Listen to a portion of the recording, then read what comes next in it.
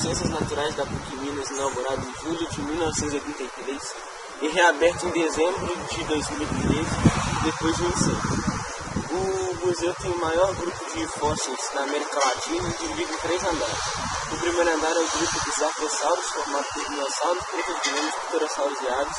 O segundo grupo é o que fica no andar fica pitelúrgicos, plainteressantes.